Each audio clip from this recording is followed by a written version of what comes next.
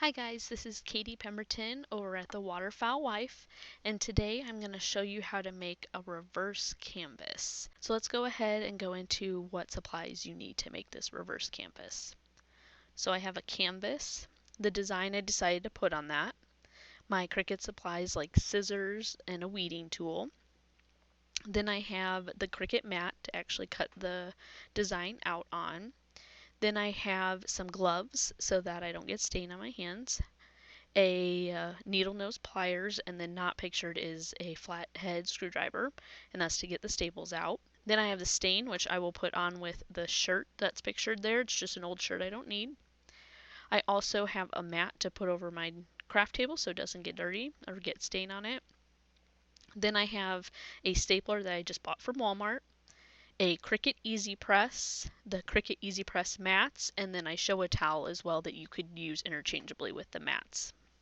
Alright, let's go ahead and get started. Alright, so we're going to go ahead and start ripping the canvas off of the back of the frame. So don't worry about doing this perfect or worrying about ruining it because you won't use this material anyways. And as you notice, it gets kind of stuck up underneath the staples. So go ahead, use that flathead screwdriver to kind of pop that out up underneath the staple. So now that the canvas is completely off, we're going to go ahead and start popping those staples out. So first, take the flathead screwdriver and wiggle it up underneath the staple. After that, take your needle nose pliers, grab the staple, and start twisting. And then the staple should pop right out, making it really super easy. Okay, make sure you get all of the staples out, and also make sure that you throw out any staples that you did take out so that you don't end up accidentally stepping on them.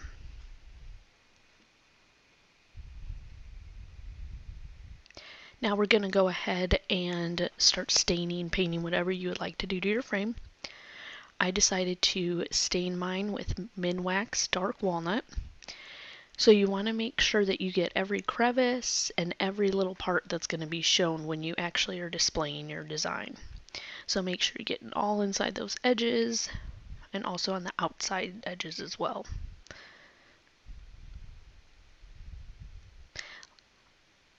So I ended up staining the back. You don't have to. I just did it since I already had some stain left over. Now you're going to go ahead and iron the design onto the canvas. So I used my Cricut Easy Press, and so Cricut Easy Press interactive sheet says to use 340 degrees for 30 seconds on canvas. So that's what I set it at. And then I go ahead, place the Cricut Easy Press on top of the design and canvas, and hit the Cricut button.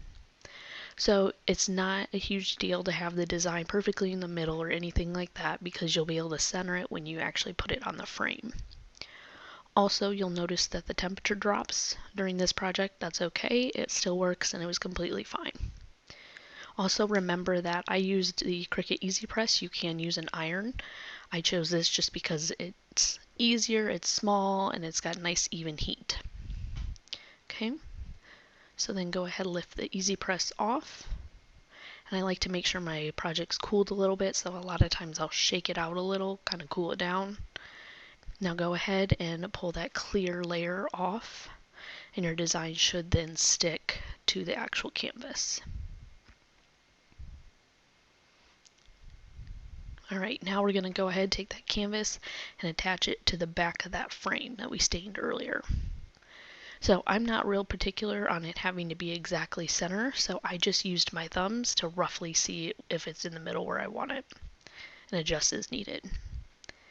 Now here's the hard part. You've got to go ahead and flip that over and get one staple in it without it moving.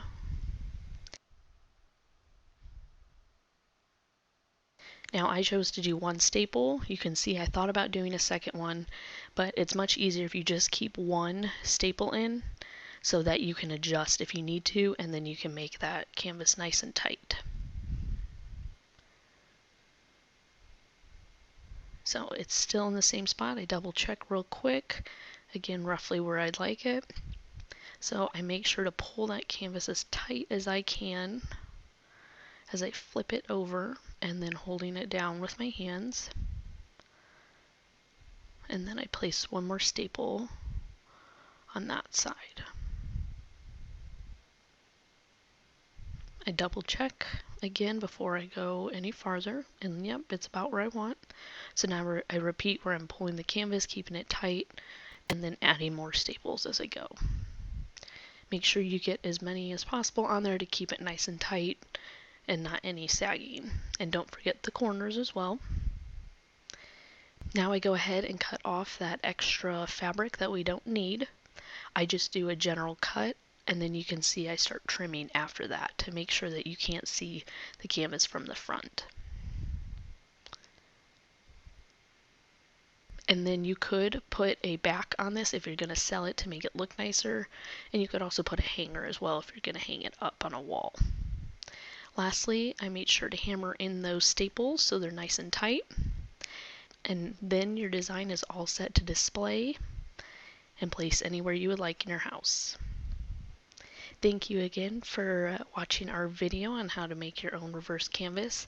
Make sure to hit subscribe and watch all our other videos, and check out our blog at thewaterfowlwife.com.